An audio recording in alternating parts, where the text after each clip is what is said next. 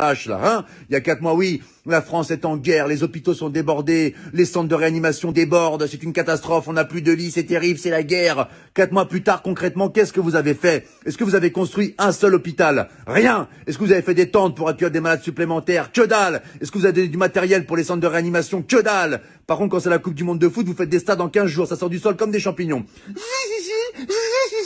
Les stades, ils les font en 3 semaines. En Chine, ils ont fait un hôpital en 10 jours. Nous, ça fait 4 mois, on n'a même pas des couvertures en plus. Un oreiller non plus. Bon bah écoute, c'est super, hein, vive la France.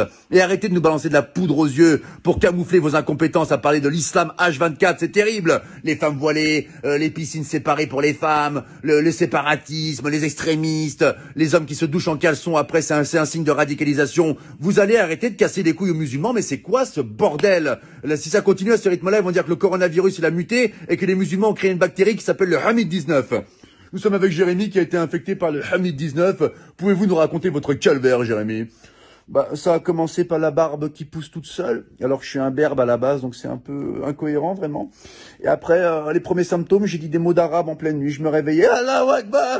Et là, vraiment, c'était vraiment difficile. Et le point final, ça a été quand je mangeais avec maman. Elle m'avait préparé un cassoulet, c'est une bonne vivante, maman.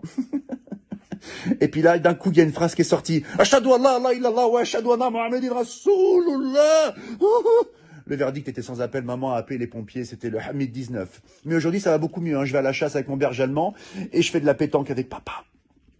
Voilà, c'était Jérémy qui a été infecté par le Hamid-19. Laissez les musulmans tranquilles, c'est insupportable. On a l'impression qu'il y a que eux qui existent dans le monde, vous les massacrez H24. Là, je m'adresse au peuple de France. Il faut qu'on défende nos frères musulmans, ce sont des Français à part entière comme nous. C'est comme si on laissait un gamin à l'école se faire tabasser par 10 personnes et qu'on réagissait pas. Il faut qu'on les défende, d'accord? Les médias se servent d'une minorité pour salir une majorité. Ils leur cassent les couilles. La plupart des musulmans, ils sont en France, ils sont sans problème, on les entend jamais. Ils veulent une vie tranquille comme vous, comme moi, comme nous tous.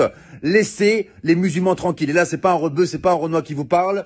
C'est un blond aux yeux bleus qui vient de Bretagne et qui t'emmerde, espèce de facho de merde. Ah oui, attention, j'ai fait du Krav Maga, moi je te nique ta